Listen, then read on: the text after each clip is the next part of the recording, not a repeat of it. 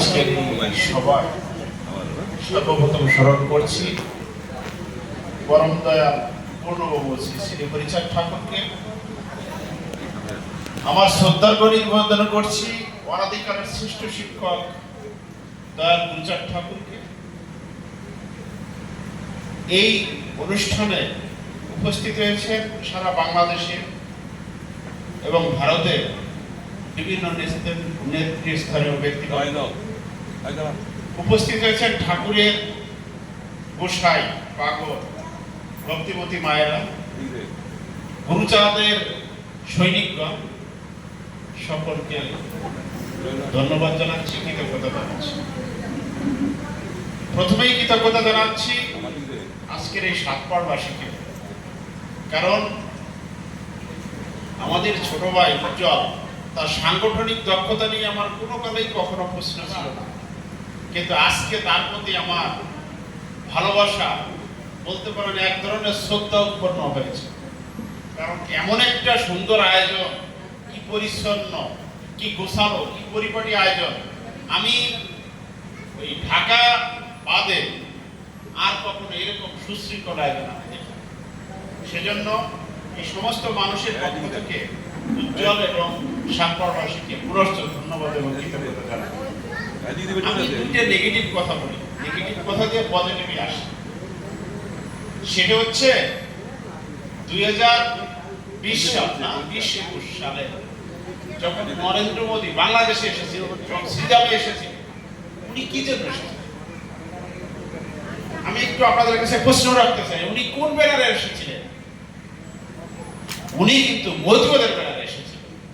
কারণ এই সারা পৃথিবীতে এপার বাংলা ওপর বাংলা 10 কোটির ঊর্ধ্ব মতুয়া, তাদেরকে শ্রদ্ধা জানাতে, তাদেরকে কাছে টানতে, কাছে পেতে উনি কিন্তু এসেছিলেন। উনি কিন্তু এমনি আসেন নাই।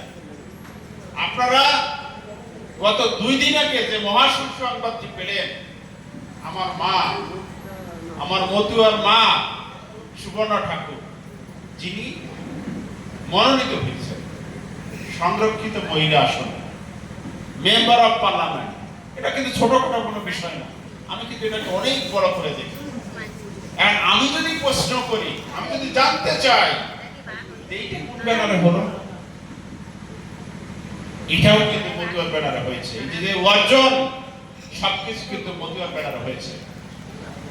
এই যে আমরা আমাদের ধর্মের নাম কি যদি রেজিস্ট্রিকৃত হয় হিন্দু ধর্ম, এইটা কিন্তু আবার অনেক মানুষ আমরা স্বীকার করি না, আমরা বলি সনাতনী ধর্ম। এইটা যেমন সত্য, কিন্তু সরকারি কোনো ডকুমেন্টসে কিন্তু সনাতনী ধর্ম নাই, এটা কিন্তু হিন্দু ধর্ম। বুঝতে পারছেন? তাই এই হিন্দু ধর্মের একজন মানুষ আজকের প্রেক্ষাপটটা 200 বছর আগের প্রেক্ষাপটটা ভাবুন, যে হিন্দুত্ব থেকে যেভাবে বের করে এনে গুরুচাঁদ ঠাকুর আমাদেরকে নমসূত্র তথা নমর আসনে অধিষ্ঠিত করেছিলেন। আজকের এই যে আহুত যে সভা, তার সাথে কি এটা যায়? অত্যন্ত লজ্জা, আমি অত্যন্ত ছোট হয়ে যাচ্ছি। আজকে আমাদেরকে আমাদের আসন অলঙ্কিত করার জন্য আমাদেরকে আন্দোলনে নামতে হবে, আমাদেরকে মানববন্ধন করতে হবে ওড়াকা দিয়ে। এই যে কথাগুলো, এটা কিন্তু বাস্তবতা, কিন্তু অত্যন্ত লজ্জা। এটা কিন্তু প্রতিটি মতুয়ার লজ্জা। আমাদের ভুল হয়ে গেছে তো আগেই। আমি এখানে সদ্য বিদ্যুৎ দা আছে, আশিস আছে, ইন্ডিয়া থেকে সুকেশ দাদা আসছেন, এখানে বিপ্লব আছে, এখানে সমস্ত মতুয়ার যারা লেখাপড়া জানে, যারা লেখাপড়া করে তারা আছেন। আমি একটু বলতে চাই, এর কিছু পটভূমি আছে। আমাদের ভুলটা কিন্তু দাদা অনেক আগে হয়ে গেছে। কবে জানেন? এই মন্দিরটা যখন হয়, এই মন্দিরের একটা কমিটি হয়েছিল, এবং এই মন্দির কমিটি মানে কি তো টাকা সংগ্রহ করা, সোজা কথা, আপনারা সবাই বোঝেন। কারণ মন্দির করতে গেলে 1.5 কোটি টাকা লাগবে, তো টাকা সংগ্রহ করা।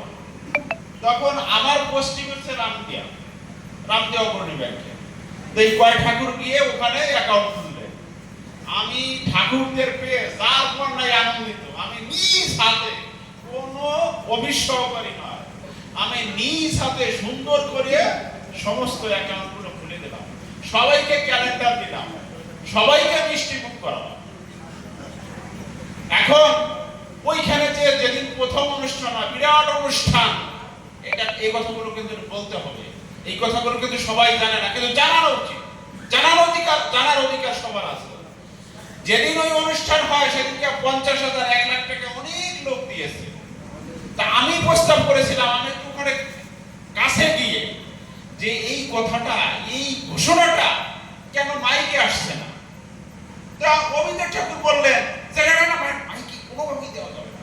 আমি কেন? অসুবিধা